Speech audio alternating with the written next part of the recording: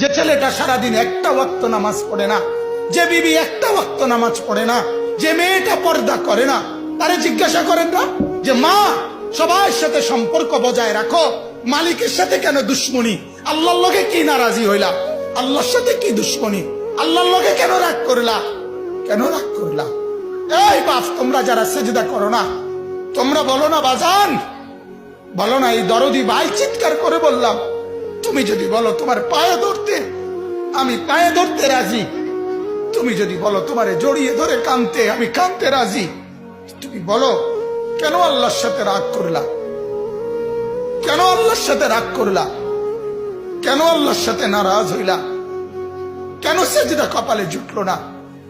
কেন মালিকের সাথে সারাদিনের এত কিছুর বিনিময়ে আল্লাহ তাআলা একটা মিস কল দিলে, 2 সেকেন্ডের একটা মিস কল দিলে বন্ধু তুমি টের পাও তোমার মোবাইলে মিস কল আসছে।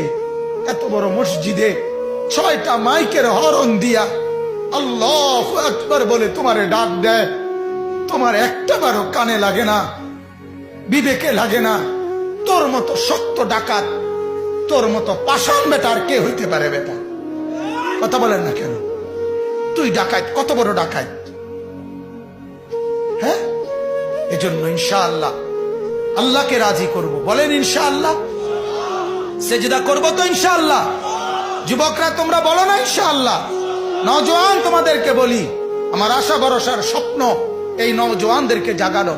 আমি সারা দিন রাত চাই যুবকরা জেগে উঠুক, কারণ আগামীর পৃথিবী, গোটা বিশ্ব 2 ভাগ হবে। এটাই পৃথিবীর পুরা ভবিষ্যৎ। এক ভাগ পুরাপুরি দাজ্জালের অনুসারী কাফের, আরেক ভাগ মাহাদির অনুসারী ইমানদার। এই 2 ভাগে পৃথিবী অচিরেই বিভক্ত হয়ে যাবে। তুমি যদি মাহাদির পক্ষে থাকতে না পারো, তুমি যদি দাজ্জালের ধোকায় পড়ে যাও, আল্লাহর কসম ঈমান নিয়ে কবরে যাইতে পারবা না। অতএব আমি তোমার ঈমান চাই, আমি যুবকের ঈমান চাই, আমি যুবকের আখিরাত চাই। আল্লাহ তাআলা আমাদের প্রত্যেককে ঈমান আমলের দৌড়